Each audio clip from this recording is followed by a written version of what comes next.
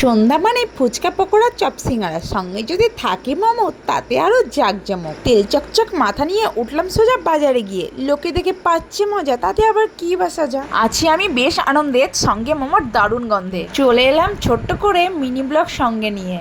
আজকে সন্ধ্যায় হঠাৎ করে বর্মশাই আমাকে অফার দিল যে বাজারে ঘুরতে নিয়ে যাওয়ার, তাই আর তেল চকচক মাথাটাকে আর দেখলামই না, চলো বাজারে ঘুরতে যাওয়া। যখন সুযোগ পেয়েছি, মোমো খাওয়ার সুযোগ যখন পেয়েছি, তখন আর হাতছাড়া করা যায় কি করে, তাই ঝটপট বেরিয়েই পড়লাম ওর সঙ্গে মোমো খাওয়ার জন্য।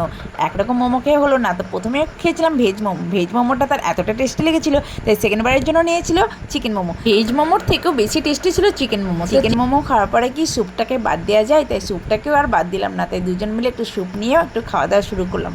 মোমোদের তুলনায় স্যুপের টেস্টও কম ছিল না, বেশ ভালোই ছিল, খেতে খুব ভালোই লাগছিল।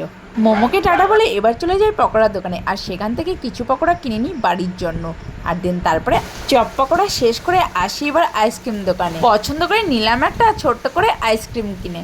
দেখতে দারুণ, খেতে মজা, ভালোই হয় মাঝে মাঝে পেলে দুই একটা। রাখছি এখন, আসছি আবার সঙ্গে নিয়ে নতুন কথা।